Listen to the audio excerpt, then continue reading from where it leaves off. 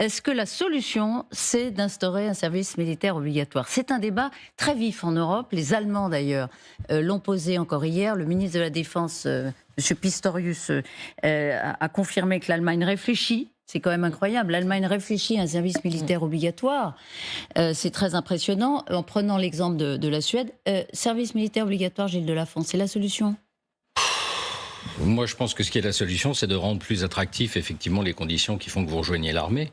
Et c'est pour ça que c'est l'axe de communication actuellement des armées. Le service militaire obligatoire, c'est pas de toute façon quelque chose qu'il faudra rétablir? Je suis pas sûr, je sais pas. Franchement, je vais être sincère avec vous, j'ai pas la capacité pour en juger. Je sais pas. Évidemment, ça restaurerait sans doute un esprit peut-être un peu plus plus patriotique, plus national, mais pratiquement à mettre en place sur le terrain, ça me paraît colossal. Alors que de donner des conditions aux militaires qui rejoignent l'armée, d'avoir un attrait pour y rester, ça me paraît plus important. Il y a un élément très important qu'il faut prendre en compte. Quand un jeune rejoint l'armée, et le colonel Goya disait c'est pour la vie militaire et c'est pas forcément par patriotisme, c'est aussi parce qu'au sein de l'armée, un jeune, il acquiert des formations. Il passe son temps à acquérir des formations. Un statut social. Il acquiert des formations, il peut devenir électricien, il peut devenir cuisinier, il sait qu'il va avoir un bénéfice pour la suite de sa vie. On ne rejoint plus l'armée aujourd'hui, c'est pas Rome, c'est pas Sparte. On rejoint pas l'armée pour y faire toute sa vie. Enfin, pas vraiment. Michel, je crois que même chez les officiers, de moins en moins le cas. On y va, on va faire une partie de sa carrière, mais on y va aussi dans le but de s'enrichir, de bénéficier de formations et d'un esprit qui va faire de vous. Et d'ailleurs, quand on quitte l'armée, on est capable de faire beaucoup d'exercer beaucoup d'activités professionnelles. Et on est très recherché. 64%, François, des Français sont favorables au service militaire obligatoire, qui est encore une fois en débat dans un contexte international. Et vous ? Moi, non. Je pense que le service militaire obligatoire, tel qu'il était avant d'être suspendu, c'est plus possible. C'est plus possible parce que financièrement, ça coûte énormément d'argent.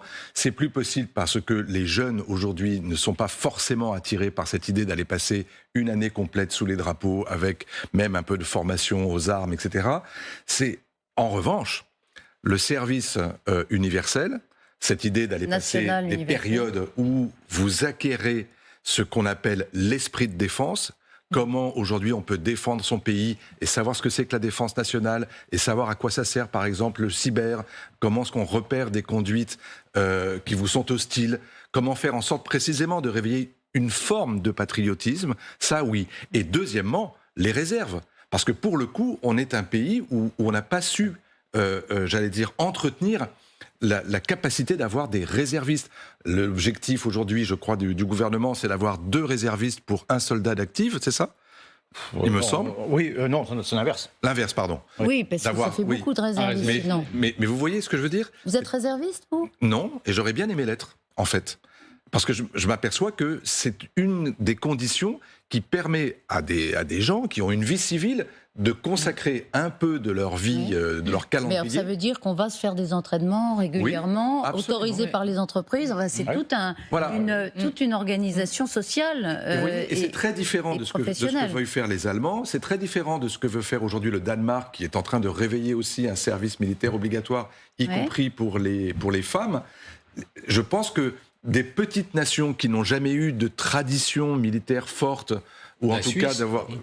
Alors la Suisse pour les réserves, oui, incroyable. Oui, absolument. Mais les pays nordiques, là, qui sont en train de voir effectivement se réveiller cette peur de la Russie, ils sont en train de réveiller, effectivement, de réanimer leur armée avec du service national obligatoire, avec des réservistes. Et je pense qu'il faut apprendre de tout ça. Il faut trouver la formule qui soit à la fois la plus pragmatique, pas forcément la plus onéreuse, et qui, globalement, réveille chez les Français ce sentiment que la patrie, c'est pas rien, le pays, c'est pas rien, la nation, c'est pas rien. Et vous auriez aimé être réserviste ?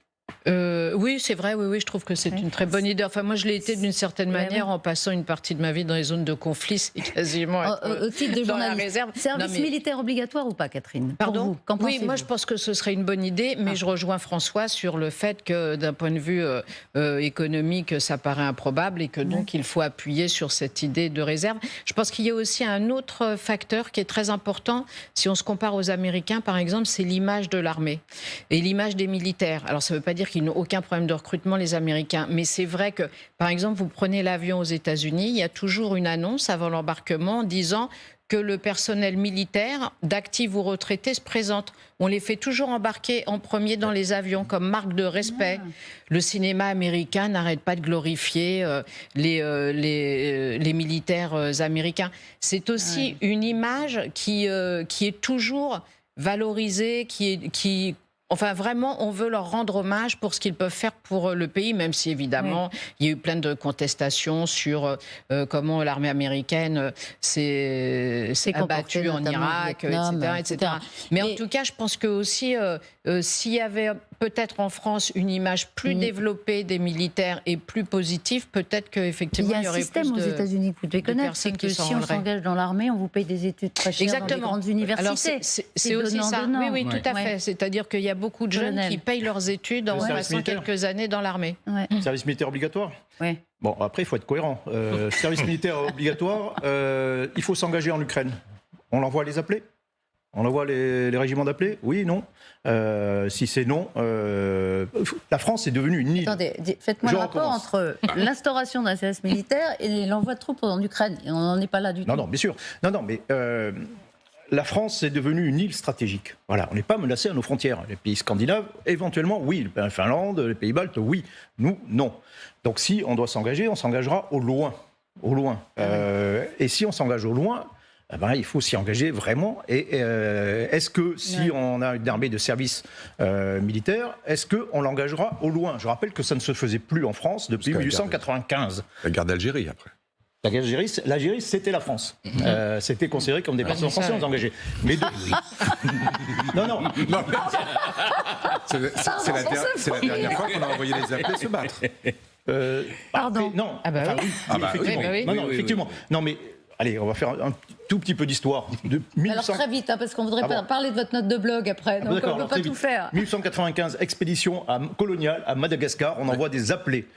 Ils meurent tous de maladie. Tous. Voilà, il y a 5800, ils meurent tous de maladie. En quelle année? 1800 En 1895. C'est ce qui va inspirer certainement la guerre des mondes et la fin du livre de Wells sur la mort des extraterrestres. Bon, et donc depuis cette époque, on dit plus jamais on enverra des appelés au loin. Trop dangereux, on n'enverra que des soldats professionnels. La guerre du Golfe en 1990, il faut faire la guerre en Irak. On pose la question Mitterrand, on envoie les appelés. Il n'y a que ça. Enfin, il y a quelques troupes professionnelles. Non. Et depuis cette époque, on dit il n'y aura que des professionnels puisqu'on va destiner à s'engager au loin. Et donc la question que je pose, le service militaire, pourquoi pas sur le principe, mais dans ce cas-là, il faut l'employer.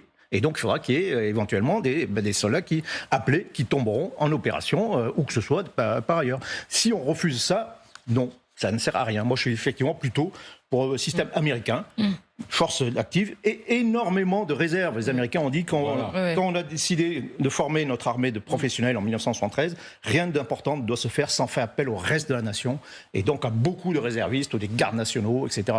et qui constituent peut-être jusqu'à 40% des gens qui sont en opération. Et notamment parmi tous ceux qui quittent l'armée, qui quittent leur contrat. Et on leur dit, oui, tu quittes l'armée, mais tu es disponible quand même 15 jours par an, ou plus que ça. Et c'est pas le cas du tout. En France, non. Ça paraît pas très compliqué. Non, mais quand on s'est professionnalisé complètement, le premier truc qu'on a supprimé, c'est les réservistes. Mais le 6 janvier, quand il y a eu l'attaque contre le Capitole, les réservistes de la garde nationale sont arrivés tout de suite à Washington. D'ailleurs, cette carte, elle est intéressante, colonel. Effectivement, les pays qui instaurent ou réfléchissent très sérieusement au service militaire obligatoire, ils sont plus près de la Russie que nous. Oui, se sentent plus menacés que nous.